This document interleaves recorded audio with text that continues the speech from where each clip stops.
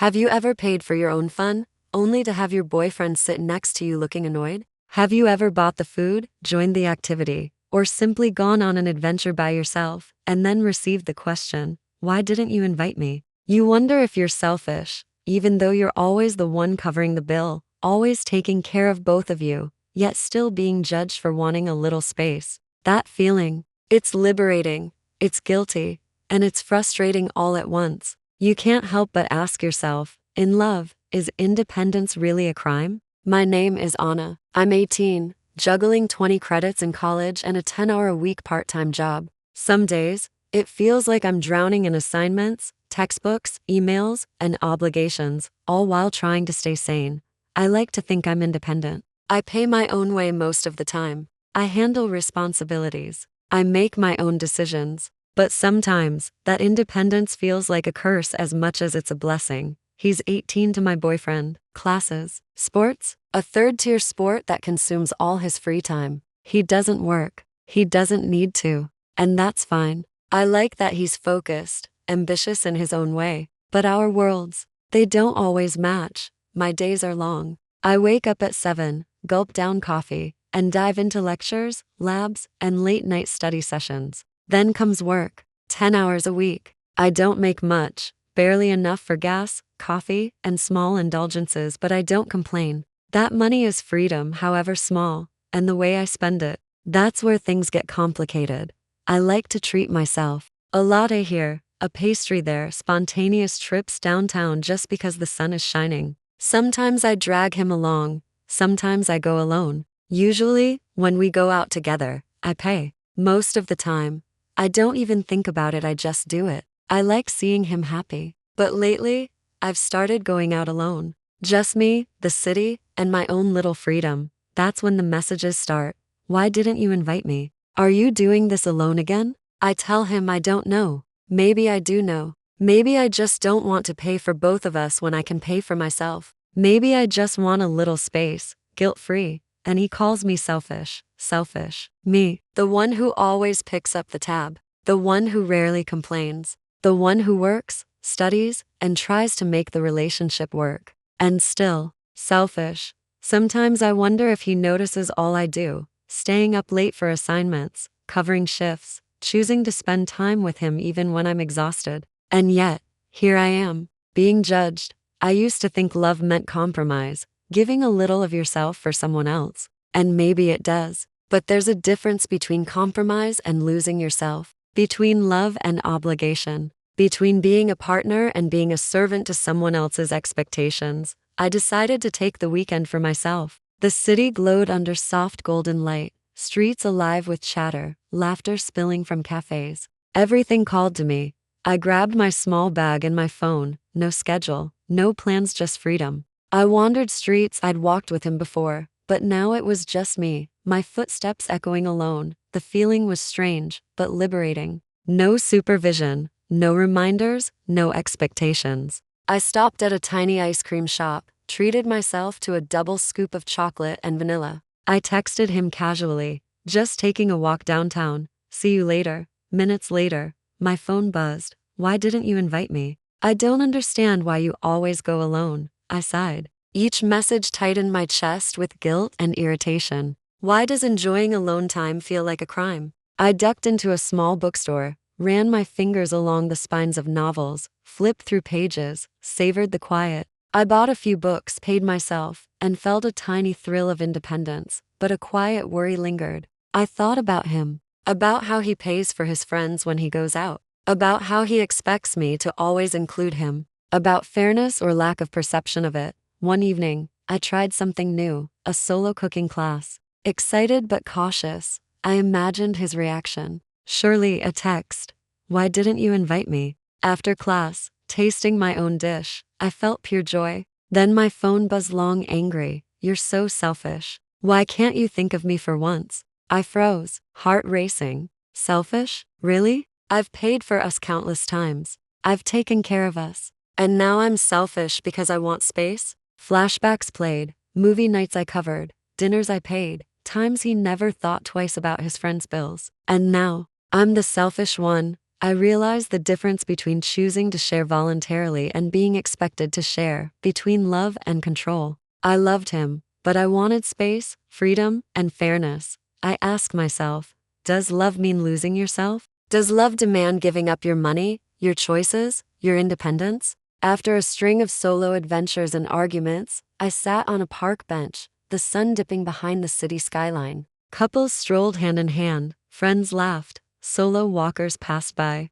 each with their own world, their own story. I looked at myself. This relationship wasn't just about him or me, it was about balancing expectations, individuality, and love. I thought about all the times I paid, compromised, chose solitude. That was my way of loving and staying true to myself. Yet he hadn't understood or hadn't tried. I whispered, independence isn't a crime. Wanting space doesn't make me selfish. And love should never feel like a cage. A small peace settled over me. Not because the conflict ended, but because I finally understood. I have the right to live, experience, and love without losing myself. I smiled, picked up my phone not to text him, but to capture the moment. Sunlight reflected on windows, streets alive, and I whispered, I'm learning, I'm alive, I'm free, even in love. The Monday after my solo weekend, I woke up to my phone buzzing relentlessly. Text after text, each one heavier than the last. We need to talk.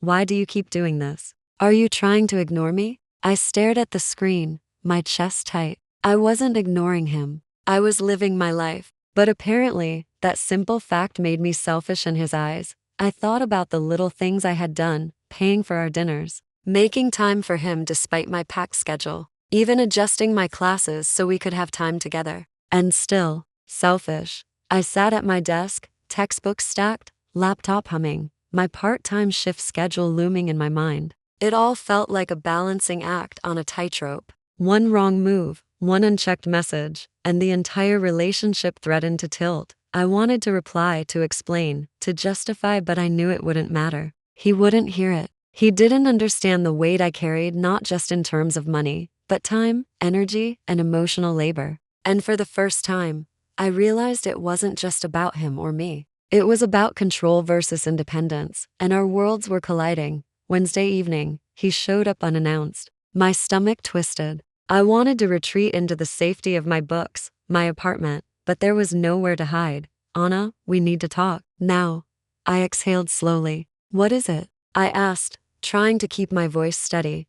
Why do you always go out alone? Don't you care about us? Don't you care about me? I blinked, shock flashing across my mind. Of course, care. I wanted to scream. I do everything for us. Instead, I took a deep breath. I pay for us when we go out. I make time for you. I support your sport. I care. But I also need some space. I'm not trying to hurt you.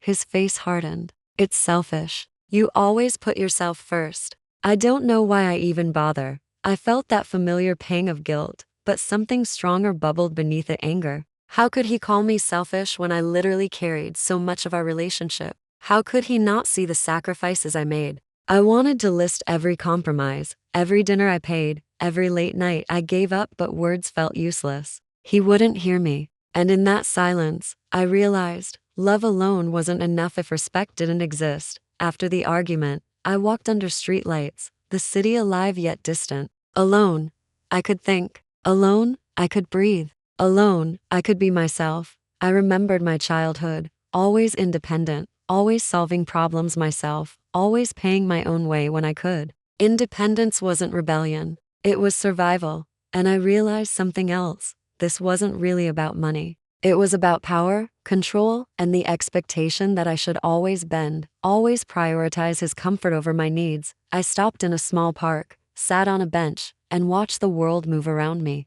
Couples walked hand in hand, friends shared laughter, solo walkers passed by. I was part of it, and yet apart, and I liked that.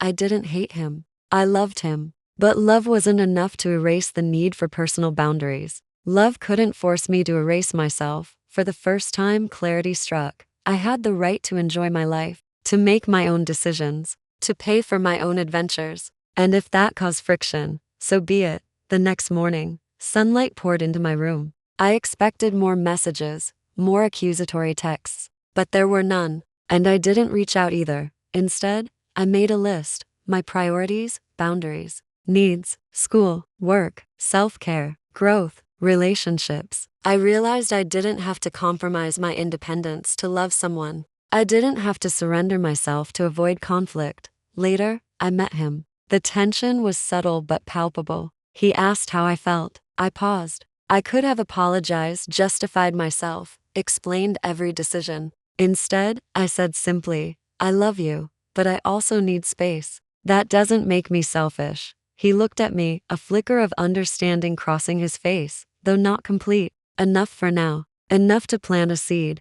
I walked home alone that evening. The city felt different, not smaller, not lonely but full. Full of possibility. Full of me. I realized independence and love weren't opposites, they could coexist. And maybe, learning to balance them was the real adventure. I thought the tension had eased, that maybe he understood, at least a little. But that was a naive hope. It started small: a passive-aggressive comment about my spending, a sigh when I suggested a solo outing, a subtle complaint when I spent time studying. One Thursday evening, it boiled over. I was in the kitchen making dinner, slicing vegetables, listening to a podcast. He walked in, scowling. You're always doing things without me. I froze. The knife hovered over the cutting board. I do things without you because sometimes I need space. Because sometimes I want to breathe. He laughed bitterly. Space? You're just selfish. You always put yourself first. I don't even know why we're together if you can't consider me in everything.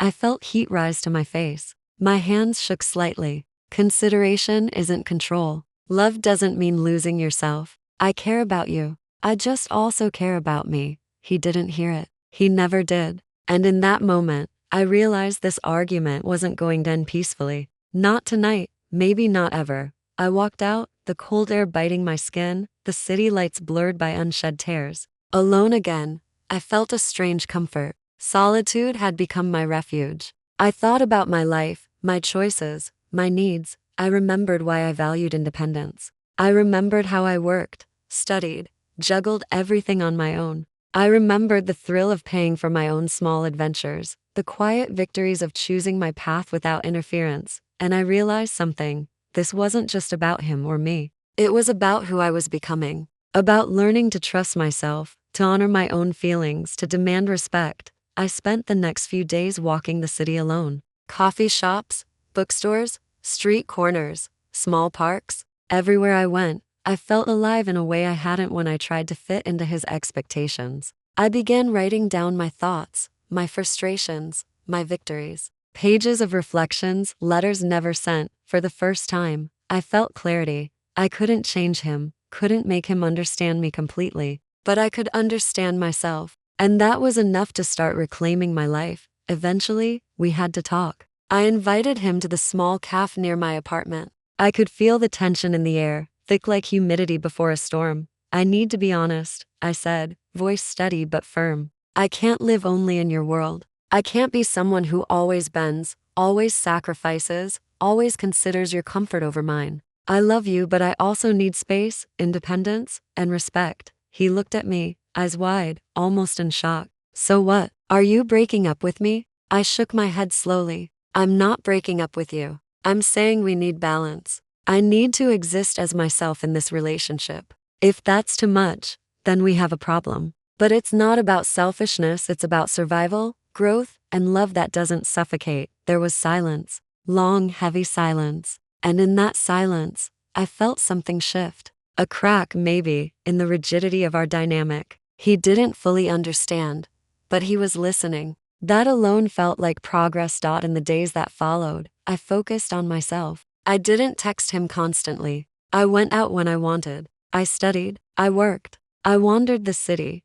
We still argued, yes. Tension didn't disappear overnight, but I found strength in knowing my boundaries. I wasn't afraid to pay for my own meals, to explore life alone, to refuse to apologize for existing fully. I realized love wasn't about control or constant togetherness. Love was about support, respect, and understanding, even if imperfect. And I began to feel something I hadn't in a long time: empowerment. One evening, walking home as the sun set, I smiled at the reflection of the city in the shop windows. People passed by, couples, friends, strangers. I was part of it, and yet, fully myself. I whispered to myself, I'm learning, I'm living, I'm free, and I can love without losing who I am. The journey wasn't over. Love and independence would always require work, communication, and courage. But I knew now that I could navigate both worlds. And that was enough to move forward strong, confident, and fully alive. After weeks of tension, reflection, and hard conversations, I felt something shift inside me. I could breathe again. I could think clearly. I had reclaimed pieces of myself I hadn't realized were missing. He called one evening, voice hesitant. Anna, can we try again? I want to understand you better. I paused, the city lights through my window reflecting in my eyes. Could we really try again? Could love exist without suffocating independence? I didn't know, but I knew one thing. I couldn't lose myself again. I had learned the value of boundaries, of self-respect, of listening to my own needs. I wanted to love, yes, but I wanted to love without vanishing. We can try, I said slowly, but it has to be different. I need space. I need respect. I need us to exist as individuals first, together second. There was silence on the line, then a soft, I think I understand. I'll try. For the first time, I felt cautious hope, not blind optimism, but a grounded understanding that love was something we built, not assumed. Over the next weeks, we tried, slowly, tentatively. I still spent time alone wandering the city, going to cafes, bookstores, and small adventures I wanted. He still practiced, still spent hours with his sport, and slowly, he began to respect my choices without resentment. I paid attention to myself. I wrote every night, reflecting on the day's victories, frustrations, and insights. Each journal entry reminded me I mattered. My independence mattered. My growth mattered. We argued less, but when we did, I no longer felt paralyzed. I spoke up. I set boundaries. I reminded myself that disagreements didn't make me weak, they made me human. And he started listening more, really listening. Even when it wasn't easy, we began to share small victories, cooking together on weekends, planning an occasional outing, celebrating each other's accomplishments. It wasn't perfect. Nothing ever is. But it felt balanced. And balance was everything. One evening, walking home after a solo trip to a late-night bookstore, I reflected on everything. The arguments, the solo adventures, the moments I felt guilty, the times I felt free. I realized I had changed. I had learned that independence wasn't selfishness, that love wasn't control, that I could exist fully, even inside a relationship, and that was okay. I thought about him not as someone to fix, not as someone to appease, but as a partner who could choose to meet me halfway. Some days he would, some days he wouldn't, and I had learned to be okay with that.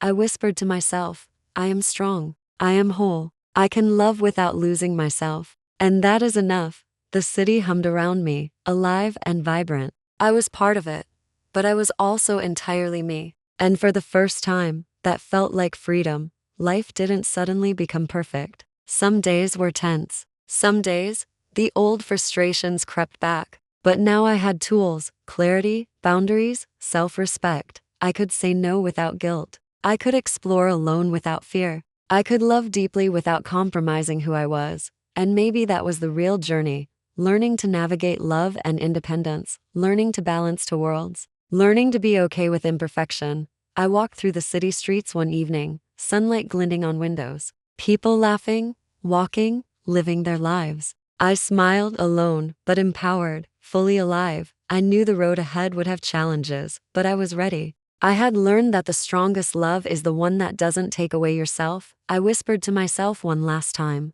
I am Anna. I am free. I am alive. And I can love without losing who I am. Months had passed, and things had settled into a fragile rhythm. He still had his sports. I still had my studies and part-time job, but our dynamic had shifted. He respected my space more, but sometimes old patterns resurfaced. One Saturday, I decided to go on a spontaneous solo adventure, a small hiking trail outside the city. The freedom felt intoxicating. Yet, as I prepared, I felt a pang of guilt. Are you really going alone again? His text read.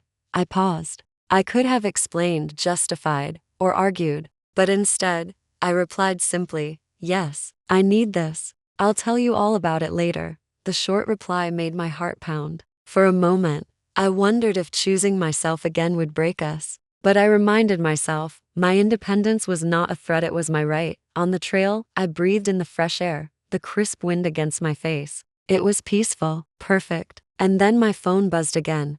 I don't understand why you always do things without me. Are you trying to push me away? I stopped walking, stared at the view, and let out a deep sigh. This was the ultimate test, not of love, not of loyalty, but of my resolve to maintain myself while loving someone else. I reflected on all the battles, all the solo outings, all the moments I felt guilt for simply existing as myself. And I realized I wasn't pushing him away. I was teaching him to respect me, to understand me, to love me without suffocating me. I typed back slowly, I'm not pushing you away. I just need to live my life fully. That doesn't mean I don't love you. The reply felt like a small victory. Not perfect, not complete, but a step toward a healthier balance. When I returned, the evening city lights reflected my newfound clarity. He greeted me with a quiet smile, no accusations, no bitterness. He listened as I described the hike, the sights, the little adventures I'd taken. And for the first time, it felt like he truly heard me, not just my words, but my need for autonomy, my need for respect. We cooked dinner together that night, laughing over small mistakes, sharing stories from our day. It was simple, yet profoundly different. It was not control. It was harmony.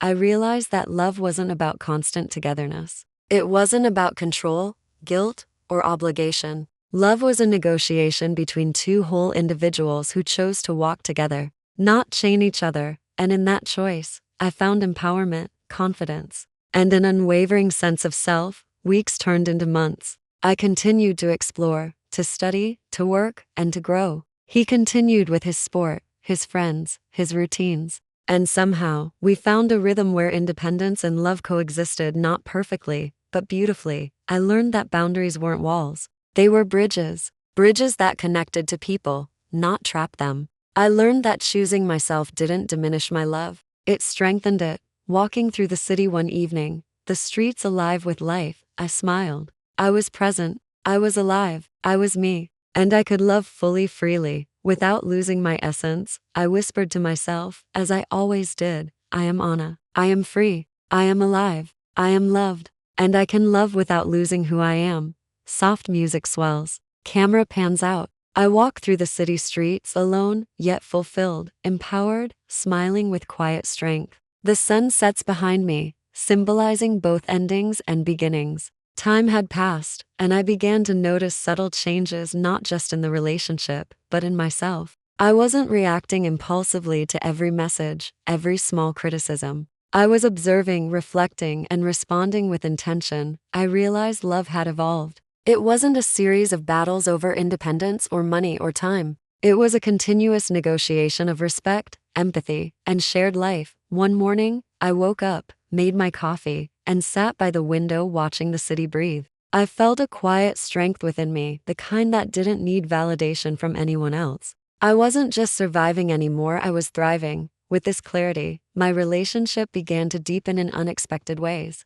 Conversations became more honest, more vulnerable. We discuss feelings, boundaries, and our visions for the future without anger or judgment. I started inviting him into experiences I genuinely wanted to share without feeling obliged. He, in turn, began respecting my solo adventures without resentment. It was a new kind of intimacy, less about constant presence, more about genuine connection. I realized love was not about control or constant proximity. It was about freedom within togetherness, about choosing each other repeatedly without sacrificing oneself. One evening, a friend invited me on a weekend trip out of town. Old guilt surfaced. Should I ask him to come? Will he feel left out? Will he be upset? I paused and reflected. This was the ultimate test, not just for him, but for me. Could I honor my own desires while maintaining love? Could I assert myself without fear of judgment or blame? I decided to go alone fully. I told him honestly, I'm going on this trip by myself. I want to experience this fully. I hope you understand. The response was quiet, measured, and surprisingly supportive. Go. Enjoy yourself. I trust you. For the first time, I felt a complete sense of balance. Freedom did not negate love. Independence did not damage connection. Boundaries had transformed from barriers into foundations. On the trip, I wandered forests, watched sunsets, and felt the pulse of my own existence. Alone, yet deeply connected to myself, returning home, I embraced the ordinary moments differently, cooking together, studying in the same room, sharing laughter. Love and independence coexisted seamlessly. Without friction, I realized the story wasn't just about a boyfriend or a city or a solo adventure, it was about me growing, learning, and loving without compromise of my identity. Walking through the city at dusk, I breathed deeply, feeling the hum of life around me. I was Anna. I was independent. I was loved. I was free. I whispered, as I always did, I can choose myself and love without losing who I am. I am alive, empowered, and whole. As I walk through the city streets, the lights reflecting in puddles from an earlier rain, I feel a sense of calm I never thought possible. The noise, the people, the chaos, all of it exists, but it no longer consumes me. I am fully present. I am fully myself. I've learned something that I wish I had known much earlier. Independence and love are not opposites. They are not forces that cancel each other out. True love, the kind that lasts, the kind that nourishes, respects boundaries, honors growth, and allows each person to thrive. I am allowed to say no. I am allowed to explore, to spend time alone, to pursue my passions, to make decisions that prioritize my own well-being. And doing so does not make me selfish. It makes me whole. I've realized that life is not about pleasing everyone, or fitting into someone else's expectations, or constantly compromising your identity to keep a relationship afloat. Life is about choosing yourself as much as you choose others. It's about finding that balance where love and independence coexist. I also learned that boundaries are not walls, they are bridges. Bridges that connect people in a way that is sustainable, respectful, and nurturing. They are not barriers that push people away, but foundations that allow relationships to grow healthily. I whisper to myself now, with certainty, I am Anna. I am free. I am alive. I can love fully without losing myself. I can pursue my dreams, explore the world, and still give and receive love authentically. And the city continues to hum around me. Life is messy, imperfect, and beautiful. Challenges will come, misunderstandings will arise, but I know who I am now. I know my worth. I know that the most important love I can nurture is the one I have for myself. So, I step forward with courage, curiosity, and quiet confidence. I choose to live fully, to love deeply, and to never compromise the core of who I am. And maybe, just maybe, that's the greatest adventure of all.